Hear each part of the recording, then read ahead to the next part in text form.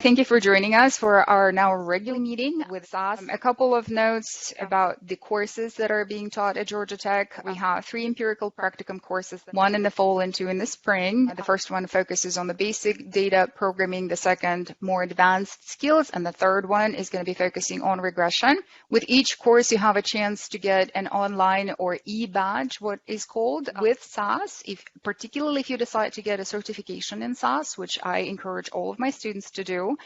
And one last note about how this course is related to this idea of putting your analytical and data skills to make this world a better place, affiliated with the Center for Sustainability and Learning at Georgia Tech. The part of the courses that are affiliated or that enable us to affiliate the courses with that center is this focus on data for good. To explore a little bit more about this, I have invited my dear friend and colleague, Lincoln Groves, who comes and talks to our students on a regular basis. Please welcome him. I can assure you that this is going to be a lot of fun.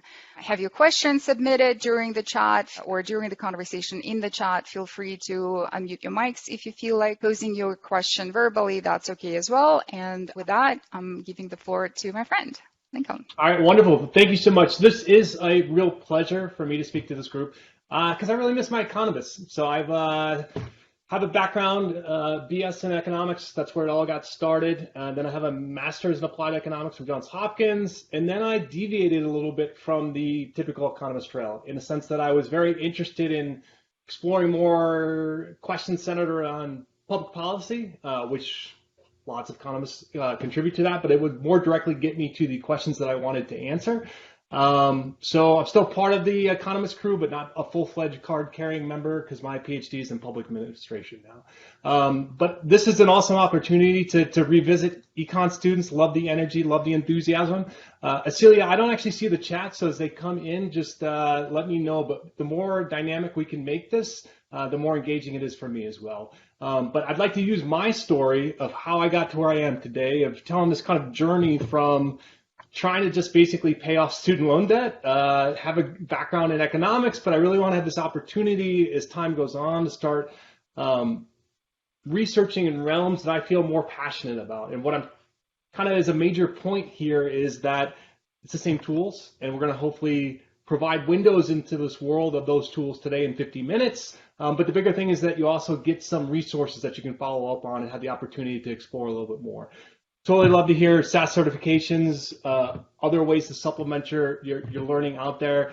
Pairing economics with coding skills, hacker skills is a wonderful place to be. And that's basically how I am where I am today. So a little bit more about me, 20 plus years now of coding. I started in 2000, right? So I worked for the Department of Justice, and I'll highlight a little bit more of my work there, but they are a big SaaS shop, or at least were once upon a time, having this ability to have legacy code, but then also they need to crunch large volumes of data, and then the economists in particular need to run a lot of modeling there.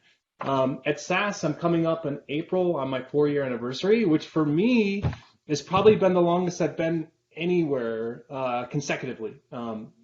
Which is really exciting to be in one place. But I encourage you in your early career to sample different things, right? So I'm definitely, if you looked at my CV, you'll see I hopped around a little bit. Why? Because I don't think we always know that there's just one thing that we're supposed to do. So to the extent that you can get out there and try different things that you have, SAS has always been the background, or empirical skills has always been the background of what I do, and it's really afforded me an opportunity to try on a variety of different hats, and it's landed me now in this really nice group where I can enable, I can mentor, I can create assets, I can work within the team that I feel very passionate about. In terms of some of those stops, I have 10 plus years. Federal government, did 3 different stints with. One was the Peace Corps, so that was a little bit different, but Department of Justice, and I worked within the Department of Health and Human Services, so I had some decent experience there. And then, as I noted kind of at the top, I had student loan debt, right? And student loan debt is not the best way to, if you work for the federal government at the level I went in at, it's not the best way to pay off your debt. So I went to the private sector and I dabbled there for a good number of years, and I'm going to share some of that work today in terms of where I ended up doing antitrust. So it was great for paying off student loan debt. It was not great for work-life balance, so there's no way of that. So I got some savings out of it. In terms of how we think about this chat, kind of 4 parts I'm going to structure it in. Keeping an eye on time, and I'll speed up and slow it down as necessary. But if you have questions, please just come across the line and let me know where you're at. Still preaching econ degree. It's where it's at. It's a wonderful skill set, right? So just to have that as the foundation of your thinking, I feel like at times you only need one or two economists in the room because we're all trained very similarly and we all bring a similar perspective. But I find that even a lot in my day-to-day now, which I'm a manager, I use economic theory to basis a lot of my arguments behind it. It really helps frame the conversations. So I'm going to show you some industries that I know in particular, one from kind of health related and the other one from antitrust. And then I'm going to say how we do these with particular tools. So the difference in difference model, a spoiler alert, if you haven't learned it, go out there and check it out. It's an incredibly powerful tool and one that if you're interested in using of doing policy analysis or event analysis or quasi-experimental design is going to become your best friend. It's a very simplistic tool that's super powerful, and you just need to really think hard and consciously about what your counterfactual is going to look like. Then we'll do some fine print. I'm going to show you some SAS code. I'm going to show you some data code because I do econometrics, or at least I did once upon a time a lot of it in Stata. It's a nice package, but the point is to go out there and learn as many languages as you can, find out which one works better with the particular type of question you're asking, and then go from there. But I think it's useful for you to see, especially if you're undergrad looking to get a job after this, is that you'll start, a really good starting point is for you to be a coder, to take that work that a lot of like a PhD economists don't want to sit there and hack 40 hours a week. They just don't have the time for it. But you can get a seat at the table very quickly if you become a really good hacker. That's what I did. I totally advise going down that path. If it's something that you, number one, like, don't do it if you hate it, right? But if you would generally love problem solving, look into it. It's absolutely a great skill set. And then I'll depart by giving you some tools to get started. So some things that I know. I started, as I noted, Department of Justice Antitrust Division. And that was really cool. So I kind of fell into the position. I don't know how many seniors we have out there that are kind of currently on the job market. There was a well-laid path. They had hired a couple people from my department at Binghamton University. It was a pretty easy interview. I didn't, drool on myself. I was presentable, and they hired me, which was pretty great. So, but that's where I got started. So I knew I didn't want to go the finance route. I'm from upstate New York. Can't tell from the accent. A lot of people end up on either Boston or New York doing finance. I didn't want to do strictly finance-related stuff, but antitrust sounded really cool to me. And there's a wide range of what you can do with antitrust research.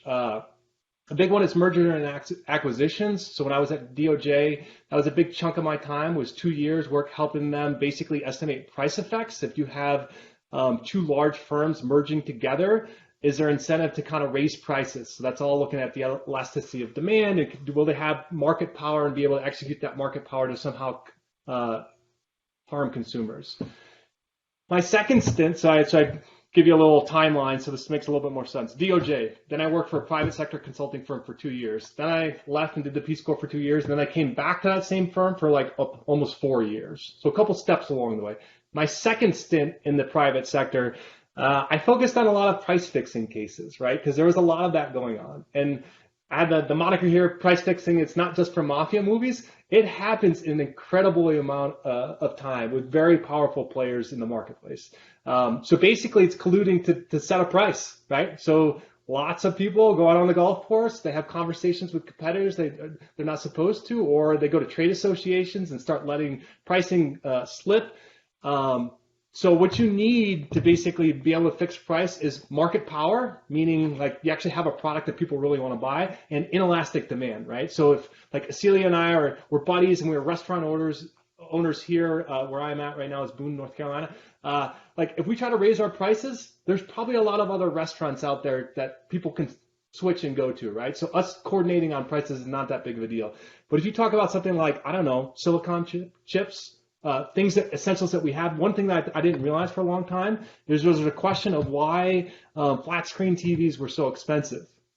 You want to know what they did? They fixed the prices on the screens, right? They kept getting thinner and thinner, and that's why they're so cheap now. I have a TV here in my left.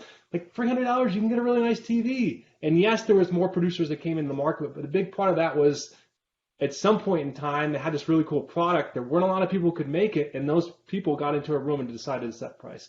They did it in things like school milk. I mean, how terrible is that, right? This was in the 90s when it got uncovered.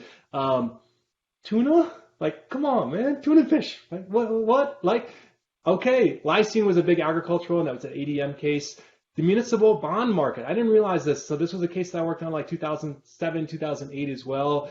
Dudes in New York City were going to like Springsteen concerts and talking about pricing, right? And they had the market power to basically have 3 or 4 people for the city of New York that were going to basically bid these muni bonds, and they coordinated on prices, right? They didn't coordinate on all of them. They often are very clever about it, but it's something to look into.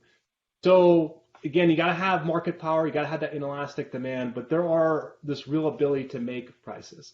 So one thing that I spent a lot of time on was fuel surcharges. So in 2000 to 2006, there was some gas shocks in the U.S. economy, and Lufthansa and a bunch of other major air carriers coordinated. They would do retreats and things like that, and find ways to basically coordinate on price, which is insane to me, right? But they eventually in 2005, Lufthansa actually was a whistleblower. They knew they were in deep. They knew they were in trouble. So they actually went to the Justice Department first and said, hey, sorry guys, we've been doing some bad stuff, but can you cut us some leniency? And they ended up having, I don't know, I think 4 people, 19 executives have been charged with wrongdoing. 4 went to prison. 21 airlines ended up coughing up almost $2 billion in fines, right? So this was the world that I was in, right? I had mergers and acquisitions, but the second part of my stage was focusing on a lot on price fixing, either working for clients that were kind of up to no good, or helping the government make the case that they could actually find the harm in the market. So what happens when these conspiracies are uncovered or there's allegations of them? Well, everything in D.C. would run through law firms, right? So law firms, big ones, H Street, going to get out there. They're going to basically represent the client, and then they're going to hire economists to do the empirical modeling. So this is where I spent a lot of my time, just thinking about having this opportunity of deriving some kind of counterfactual price. Let me get a little highlighter over here. So you see, basically, we're in the world of actual versus predicted. Now, we can actually see the actual price. How do we actually come up with what prices would have been but for the conspiracy? Well, that's where economists come in with modeling, and I'll get to where we're headed with that shortly. But I just also want to show this example of price fixing is not always about coordinating to raise prices to consumers. It can also be if you have monopoly power, meaning you're like the sole buyer or something, you can actually push prices down. So this is kind of an interesting one of broiler chickens, where they were actually, the prices, once it became a more competitive market, went up because they were really kind of, not being very nice to the people that are buying chickens from. So know that it works both ways, to have this opportunity to fix prices. So the way this works is if you're accused, what do? You roll the dice. Is the client themselves? Do you go to trial? Typically, if you go to trial, it's a big production. It's really bad media for you, right? You're getting a lot of negative attention. And then if you lose, the judge gets to decide the damages, right? So sometimes people settle and they come up with a number that they can live with. They admit no wrongdoing. They just pay and they move on. So when I talk about the 21 companies in the airline case, paying out $2 billion. A lot of them just settled, hush, hush, get it out of the way and move on and just say, and their kind of outward approaches, we're going to admit no wrongdoing. We're not going to say we did anything wrong, but we just want to settle this and move on from it. It's very rare that they actually admit guilt. So that's one world that I was living in for a little while, right? So it just wasn't for me long term. Like I was working pretty long hours, and working for DC lawyers is intense. It was good money, but it just wasn't where I wanted to be long-term. After my Peace Corps experience in particular of actually working, so I was teaching, I was a Peace Corps volunteer in Bulgaria. It just gave me a different perspective on the world. I became very passionate about poverty research, thinking about, in particular, disconnected men. Like, I didn't know that was, like, we could do that. Like as an 18 to 40-year-old man, that you could just not work or go to school, right? So there are a good number of men in particular in the United States who are just feeling disconnected from family life and just society in general. And for me, they were a really fascinating group to kind of study, and that kind of carried over into my PhD dissertation work. But this one is just looking at child Medicaid expansions and looking at the impact on high school graduation rates. So again, what I'm going to try to say here, it's very similar tools. The same empirics are going on in the background, but they're just different research questions. So starting here at the finish line. So this was the publication. These things take, Celia, you probably know, publications take forever. I came up with this idea in like 2012. There was somebody who beat me to publication. I think they published in like 2014 or 2015. So then no one wanted to publish the second paper, right? No one cares about the second one. So this finally got published in 2020.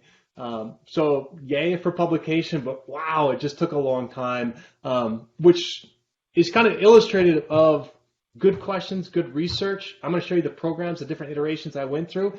You don't estimate one regression equation and you're done. Be like, that's awesome. I solved it. I'm moving on, right? There's a lot of work, especially for you as a potential coder and research analyst, or long-term if you want to go for a PhD, know that these are iterative projects that really kind of take a long time to get to. But it's nice when they finally have this thing that's out there that I can kind of reference and say that was the end of it.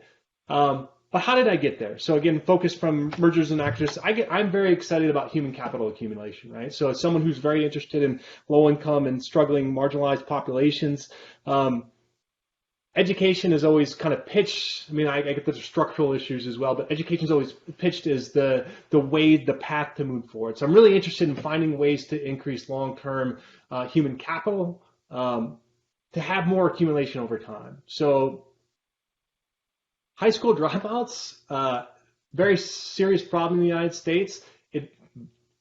While there's an occasional one out there who becomes, I don't know, an actor or a rock star or something like that, it really limits your opportunities in life, right? Going to college, as a lot of you are doing now, and going to a very good university and investing in post-secondary education, super important, right? You're investing in your human capital.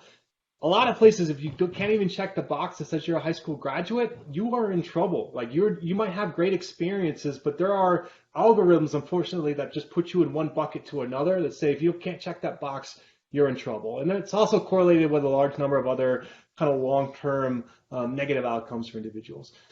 So there was a lot of papers that were being written on the Medicaid expansions. So I'm very interested in child health care. This is a paper that kind of my mom laughed at, right? She was like, of course we know this. Like you can give children health insurance, they're healthier during childhood, and they grow up and do better things in the long run, right? Like meaning that if you're kind of a marginalized kid who's really kind of struggling, if you don't have health, how are you ever going to be able to sit in a class and learn, right? So I'm interested in this kind of rollout of, they had this relaxation of Medicaid eligibility in the 1980s, which a big part of that was decoupling what they called welfare back then, which is AFDC, aided families with dependent children, and Medicaid, and said they're two different programs, right? You just don't sign up for AFDC and then you get Medicaid. They're separate. And by doing that, right, making them two separate programs, a lot of children, in particular, two parent families and low-income families started to qualify, right? Because they had a working father and a mother. Often that's just a setup back then. Sorry, it is what it is. But they just didn't make enough money, and they couldn't actually afford health care. So it was in a really weird place. But because they were together, they wouldn't qualify. The mom was just single. That's typically the way it was. She could go out and get AFDC. So it was just a really kind of perverse program.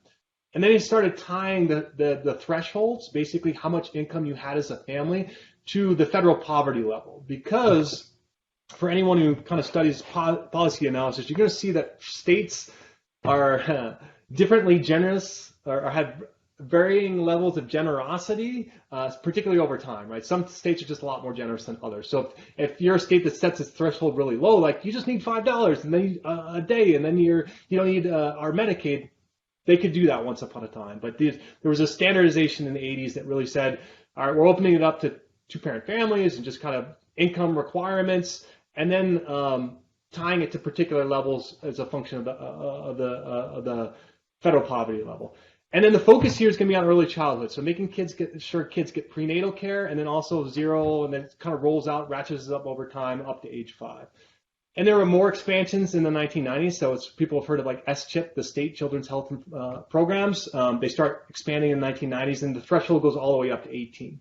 So what's happening here is this is creating a large number of amount of variation over time. Different states are doing different things over time, but they can always, within a state, compare children who either qualified under a particular level or didn't qualify that are right next to each other, and then we can start tracking how they did in terms of long-run outcomes that we care about, something like the high school graduation rate.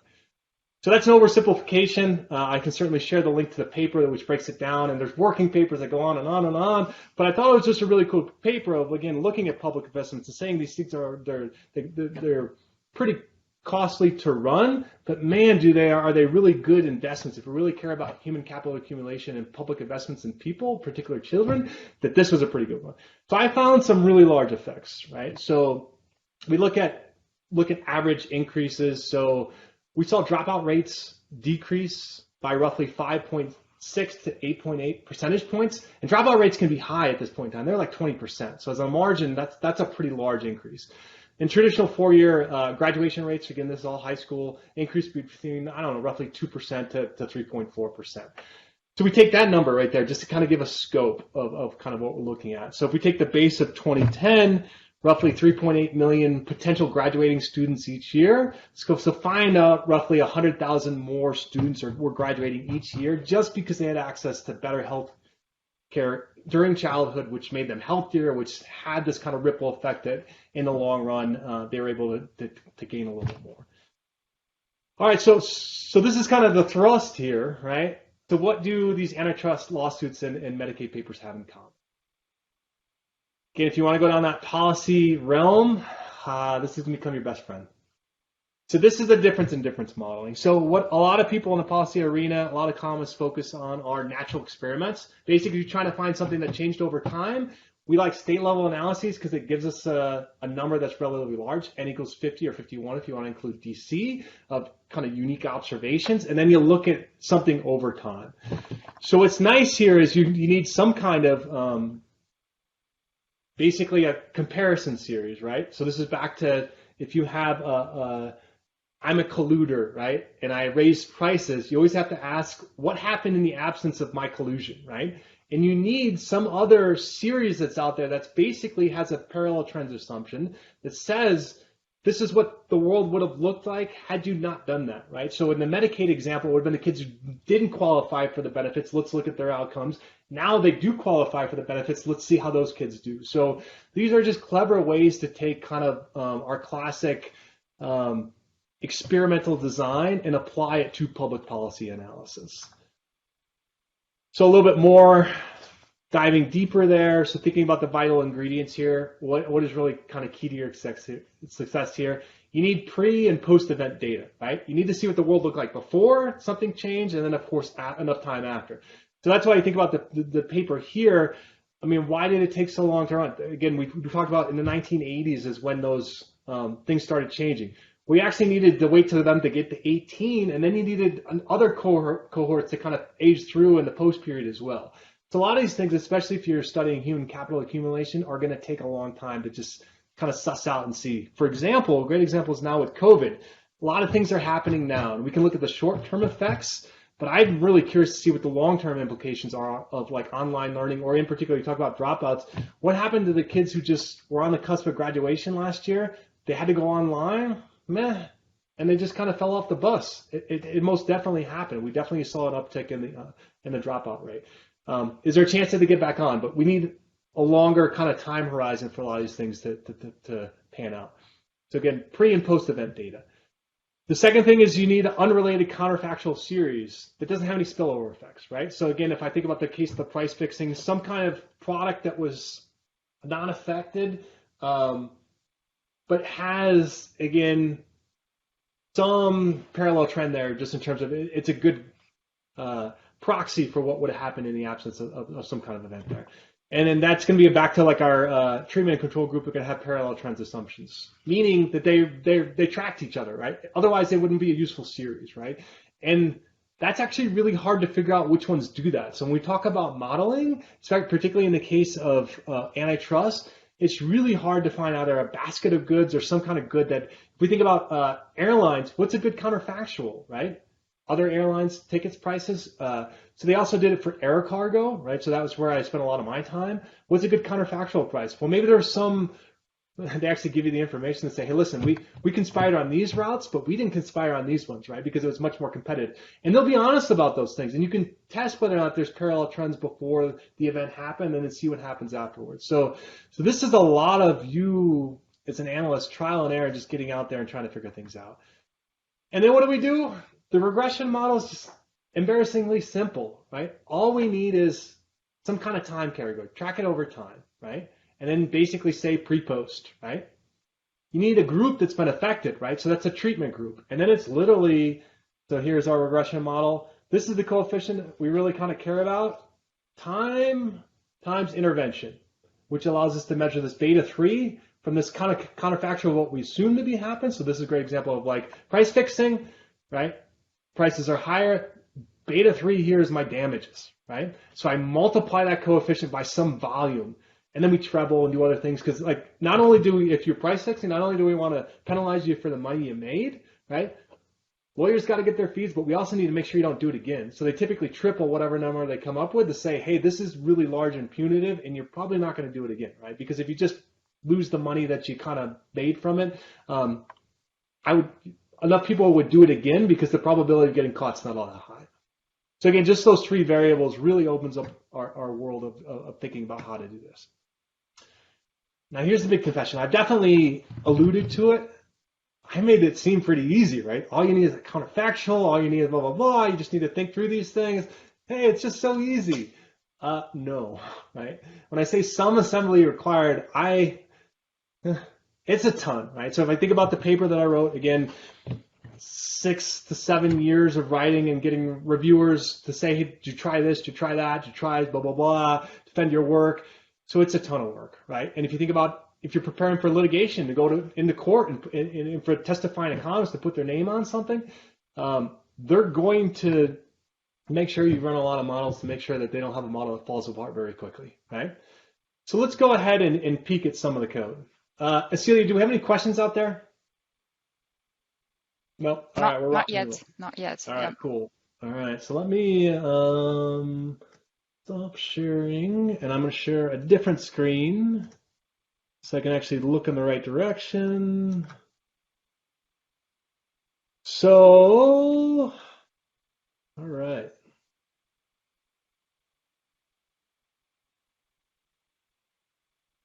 All right, we good?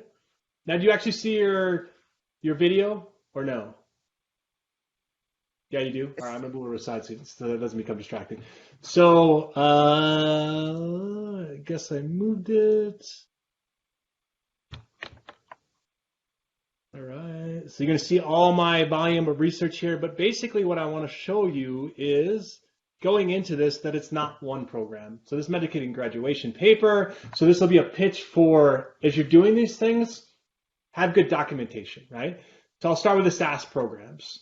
And again, this is the child Medicaid paper. So I need to estimate a couple of different things here, right?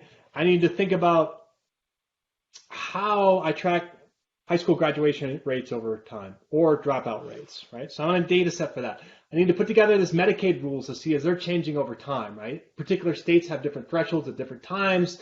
I need to do that. And then, oh, by the way, I need to somehow simulate the generosity over time. And then I can look at dropout rates, I can look at graduation rates, I can look at other X's. And then basically I'm trying to all get to what this seemingly, this is the end point. I'll show you the end part here is going to be what seemingly is a very simple data set that's going to be pared down very nicely that allows me to have this opportunity to just run a regression, right?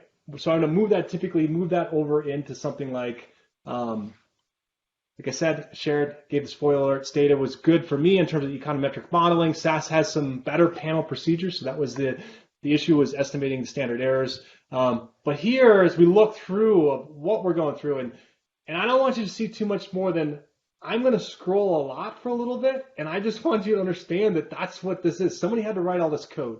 Somebody had to, as I think about the estimation, again, this is stopping at the kind of end or starting at the end point, that I had to estimate it by races. I was interested to see, does it affect white, Hispanic, Black students differently over time across various states?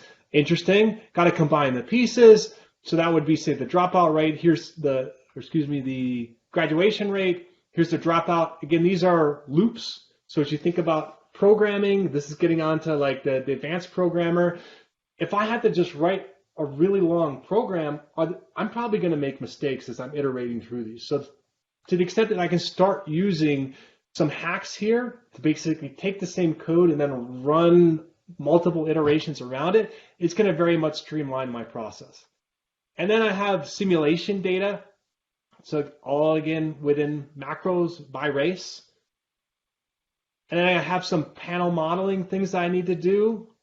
Still scrolling, got different data sets out here, merge the pieces, add my other X's, and then export this data. But I'm also going to do a bunch of graphs, right? So part of this data analysis thing is to make sure as you're wrangling your data, things are making sense, right? So you're learning graph code, you're going out there and taking all these skills that if you take the foundational ones, I learned a really cool graph. Well, I'm going to keep pulling from these repositories. And I eventually need to not only understand the data better myself, but I need to share these results in a way that's comprehensible by a larger audience, right? So then we have more G-plots. These are all various, and some of them look good. Some of them are ones that I thought were okay, but I just kind of moved on from. So that was the ending point. But I'm going to show just in terms of if we think about, actually, I'm just going to show you within each subfolder. So there's various versions of data, right? And then there's an archive. So as we talk about just being very diligent with understanding version control, like there are better ways to do that now. I would actually just stick them in an archive folder if they've changed significantly enough. I could always roll back to that version. I know their Git has much more sophisticated ways to do, but all coders on big projects have to follow that same thing of just knowing how to revert back to old coding firms in case I broke something. I tried to make an improvement and it's not an improvement and I busted my code. Kind of a problem there. In terms of the rules database, again, three so programs, and then some buried ones as well. These are all, and then estimating on alternative definitions, right? You got to see if it's robust. If I change this one little thing, how does it change the definition? These are things that we need to think about as we do this. And where I'm going with this as well is we think about the case of estimating one single number for damages. Same thing I did in the private sector. Lots of these programs are going down. And oh, by the way, you have to typically turn them over to the other side so they see it in Discovery so they can poke through your programs. Here we do share code in terms of publications, but it's not the same level of they're trying to catch you on a $100 million mistake or a $1 billion mistake. Or I mean, some of these things are really large now. If we talk about, in particular, mergers and acquisitions, I mean, now they're into the billions, right? So, and just in terms of their size, in terms of estimating price effects and so on and so forth. So anyways, the point here is there's just a lot of scopes in here as we pull everything together. Now, you might think that I had a perfect data set and I was like, oh, now I'm ready to go. I got everything. I showed you the one file. I'm not actually going to run any SAS code. Number one, it's not actually loaded up on this computer. But number two, I just want you to understand the depth and why you're going through the kind of the foundational and why is an RA. This would be a year, 2 years worth of work. Which if you're an undergrad going into grad, this buys you time to figure out if you want to go to grad school, right? Do you love this stuff? And I genuinely love coding. So for me, this was very nice to get in there and just kind of sleuth and figure it out. But the good part, the part that we all kind of, as you get, I don't know, more gray hairs, like I love the modeling part, right? I'm not as keen, like I do like wrangling data sets, but I want to get to the good part, which is running the models themselves. So this is Stata code, okay? Yes, I said it. It's okay to love multiple languages. R's got some great things in terms of graphs. Python does its things in terms of like web scraping. But what I'll show you here is that I didn't want to just run one model, right? So I have core modelings, but then I have duration tests. I have robustness checks. So this is all, again, learn how to code macros. So this is the Stata version, running loops, finding ways to be a sophisticated programmer, because what you're going to notice is this one, it's only 131 lines, but it's a very powerful 131 lines because I know how to loop, right? Same thing here. This one, these aren't going to be very long ones, 131 because they're basically iterations of themselves. But there's a lot that's going on behind the scenes that you're not going to see because it's looping through it. And what's really nice about learning how to do these loops or doing how to do macros in SAS language is that I can see very quickly if I've made an error, right? You see, this is, to me, very nice, elegant code that really simplifies things, right? So I can see as I'm setting up a regression equation, I want this particular set of right-hand side variables, explanatory x's, or this particular set, and so on and so forth. So I can iterate through these things. Interactions, so Stata does this very well of creating these interactions. SAS does it better now. But there's a lot of flexibility here in the code itself. But for me, again, I can look through it, and part of me is kind of proud of my 2018 selves of just writing some pretty succinct and powerful code. And that's what you'll get over time. If coding's really for you, you'll have that ability to kind of to work through that as well. I have a question. Please, yes. I may have missed this, but are you showing us the how you're putting together SAS and Stata?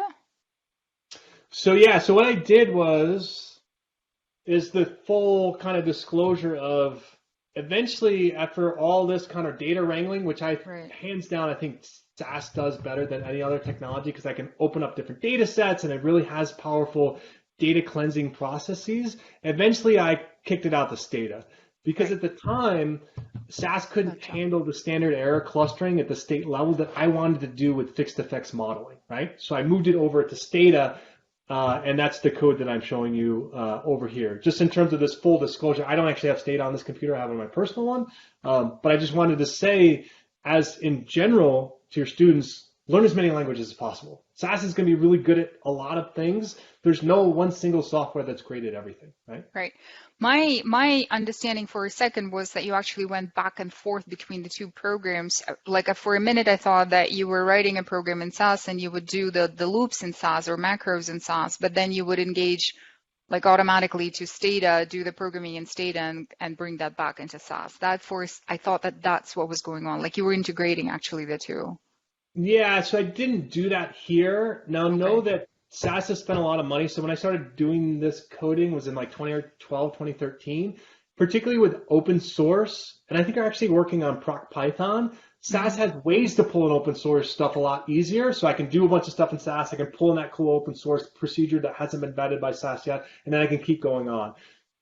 SAS and Stata aren't friends like that. I think they're Right. just much more competitors. So you really need to kind Gotcha. of move it, create that Stata data set, pull it into Stata, back and forth. So that's why I chose that particular path. Yeah. Gotcha. Okay. Thanks. Yeah. Great question. Any other thoughts there? I'm gonna Well, I had another question for you actually. Hold on a second. please. On documentation, you have a really beautifully documented program. Well, thank you. Yes. For me, it's a pain, it's a personal pain that I need to develop a much better habit of documenting my programming. Documenting is planning. So do you like sit down first and figure out what it is that you want to do, and then at that same moment you also think about your documentation? Like, do you actually go full force with the documentation at the beginning? Or do you go back in to the successful code and then say, okay, now I have to really write it all out? Usually that one because the way I think about coding in general, and well, actually, it's a little bit two things. So more of that one, but also some of the former. If you look at all my programs, they all start with the same preamble. Typically, I have the same type of headers, right? In terms of this style of, think about them as book chapters to have this ability to say, this is what I'm doing. And usually it's enough for me to remember. Like if I look at coding like this is not only for your teammates as you're working, but it's really for your future self, right? So if you want to talk about economists being motivated by like self-interest, there's nothing more infuriating for me if I did something cool 3 years ago and I come back into a date and I can't figure out what I did.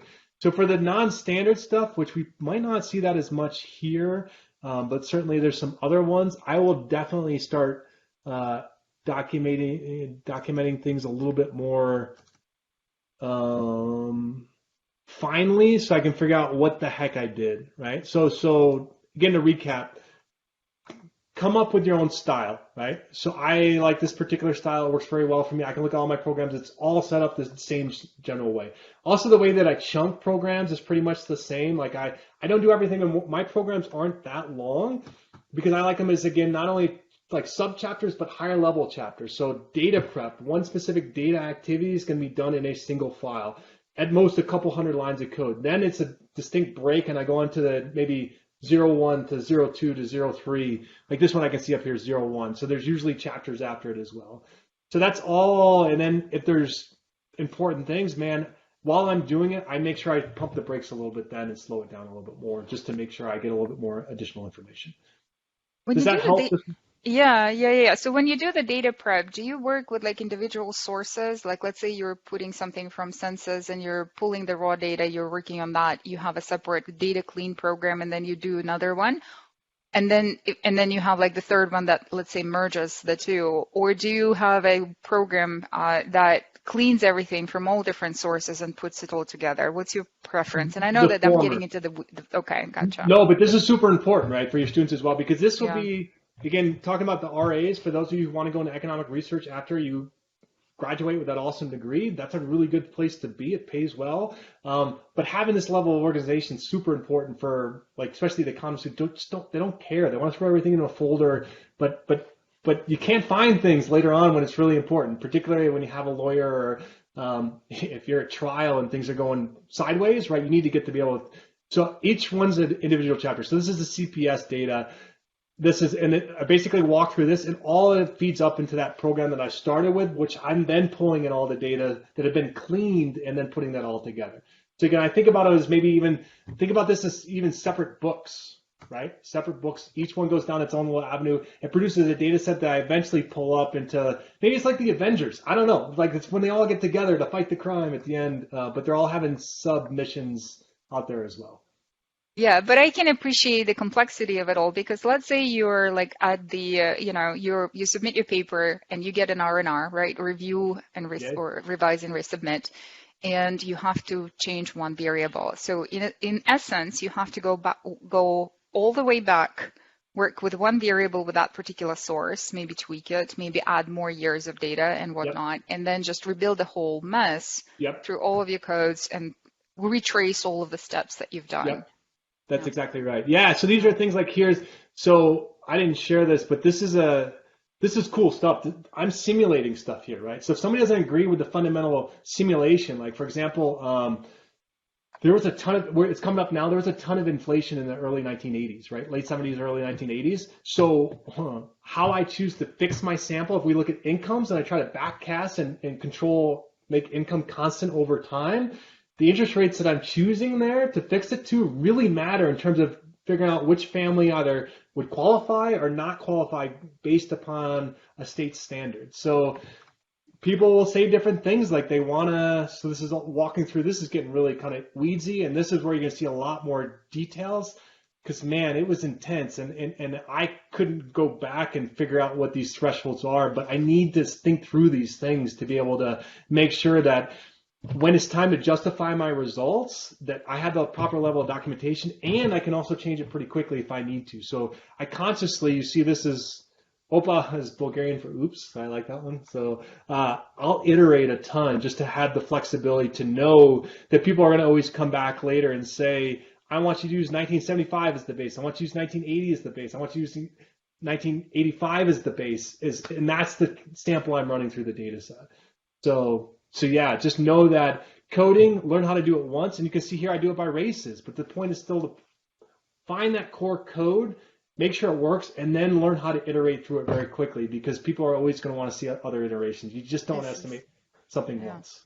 This is so impressive. Thank you for showing this. Is that helpful? So I didn't actually run any code. So for all you know, none of this code works. And I got a publication that just was all crazy. But trust me, I spent a good amount of chunk on it. So I'm just going to keep it at this view, if that's all right. In terms of my grand finale, my thrust, as someone who is passionate about coding, your students, think about it, right? Just think about coupling that econ knowledge with the ability to take messy data and do something with it.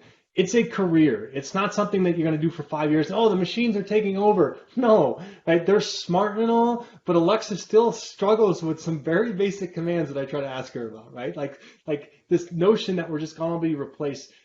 It's us working with the computers together into the future for a long time. And also there's just so much data out there. We really need to think about not only is what I'm estimating makes sense, is it actually useful? And culling through that is a really good data skill. In particular, if your early career, knowing how to manage that data and get those file structures and come up with your own ability to craft the messaging is going to be super important. So hacking, the good kind, right? Hacking's got a bad, in the past 10, 15, 20 years, a bad tint on it, right? Because hackers were seen as a bad thing, but it's data hacking. Like, I still see it as a very positive. We want you to be part of that. So ways to do that. SaaS Skill Builder study. Celia, if you don't mind, I'm going to send you some links after this so the students can get it. But it's actually down. You can see my little cheating my notes here. There are resources to get you started. Please go check this out, right? So if you want to find out, and you're probably using it in your class already, but if somehow this goes out to students who aren't really in the know about what we have. So this is my group, SAS Academic Programs. Our goal here is to provide enablement materials for free for you as a student to keep your learning going, right? There's a bunch out here just in terms of resources, meaning like things that you can use, that you can practice on. But the big one that I really like is the free e-learning courses. So we have a catalog of e-learning courses out there that you can go through at your own time. You can either prepare for SAS certification if you really want. Maybe you do. No, maybe you don't. But we also have the academic software out there that you can use to practice, right, to work on that skill. Awesome. But there are just e-learning, just a good number of courses. Let me just peek real quick. I know we're butting up on time. It's going to pass through. You got to sign up with your .edu email address. It's pretty easy to just get through. But the bigger point is this is our centralized repository. So if we say, I wanted to leave you here with a follow-up, this is it. So it's called a SAS Skill Builder for Students. This is inside the portal right now. We're talking about getting SAS certified. But you're just like, I don't even know where to learn SAS if that's where you're at. Cool. Get some tips, or you can start the learning. And here are all our e-learning courses that are out there for free that you could start today. And then if you want to go down the certification pathway, it's awesome. So again, early career, learn how to be a hacker. So the pointing and clicks, if you want to be a business analyst, awesome. There's SAS Viya and kind of the pointing and clicking and way of things to do that. I see that more as like business school students. You're aspiring economists, you're econ students, learn how to code. You can do it, right? You're good at math. That's like how you got into your program, right? Like to say you just want to point and click, no, right? Come on, be a coder, right? So there is the visual stuff. Awesome. It's a great place to start. It can help you produce graphs and stuff like that a little bit more quickly. But I really want you to be a hacker because that's going to pay pretty well. And then there's the statistics classes as well, and then some foundational, and then jump if you want to learn about our sister product as well. So that's that. And then also we do have workshops. So that's what my team does. So like I might have shared, or maybe I just glossed over it. A manager of a team of 5 or 6 of us, but we also draw from an auxiliary team. And we have plenty of offerings each month. They're open, a lot of them now to students and faculty, but they were really kind of targeting faculty for a while under this notion of train the trainer. But come join us. So starting in April, I don't think they've been posted yet, but we're going to start doing 90-minute sessions once a week on various topics. And that's a great way to get out there and just spend a little bit of time with us. Think about this was 50 minutes, so an additional 40 minutes, just to see what SAS can do in a number of spheres, and then have this opportunity to learn quickly and then have some follow-up resources. We also have this, it's going on right now. We'll do it again in the fall. It is 12 weeks. Actually, it's tonight, so I'll be part of the 4:30 to 6 SAS certification guided prep course for SAS-based programmer. Come join us. I think we had like 250 people sign up this spring semester, which is awesome. And then we just guide you through a quasi-flipped learning class, meaning you come in, we talk for 90 minutes, we kind of go over what you should learn next time and maybe the problems you had last time. But a lot of it is you watching those e-learning videos yourself, doing the exercises, and then coming in us for some more dynamic conversations. So we have this ability to, as a cohort, through 12 weeks, get you ready for SAS certification. Oh, wow, and I know this is a little hard to kind of see down here, there, or if nothing else, just knowing they are, look at workshops for teaching and learning, or the SAS guided prep. The keyword search should get you there as well. All right, how are we doing on time? We're 1 minute over time, but that's okay. So if you have any more questions from students, I would love to hear them. So, or getting posted them in chat, this would be a really high time for that. Yes, please. And if not, that's okay too. We can continue the conversation offline as well. Absolutely. Yeah. So, Professor, if you want to pass along my contact info as well, I mean, there's plenty of ways to reach us, and just know that we're a resource. And I think that Tech is doing some pretty great stuff with preparing students for those analytical careers. So keep it going, and please let us know how we can help in towards those ends. Yes, I will definitely do that. So we are going to pass along the recording as well as the contact information so the students can reach out to you and your team. And for all of the students who showed up today, thank you so much for joining us. Do not feel shy reaching out to me and to Lincoln as soon as you get the follow-up through my usual channels of interaction with you. Look forward to seeing you in our future events talking about the data for good. I'm sure we're going to have a lot of them, and see you next time. Awesome. Thanks, everyone. Appreciate it.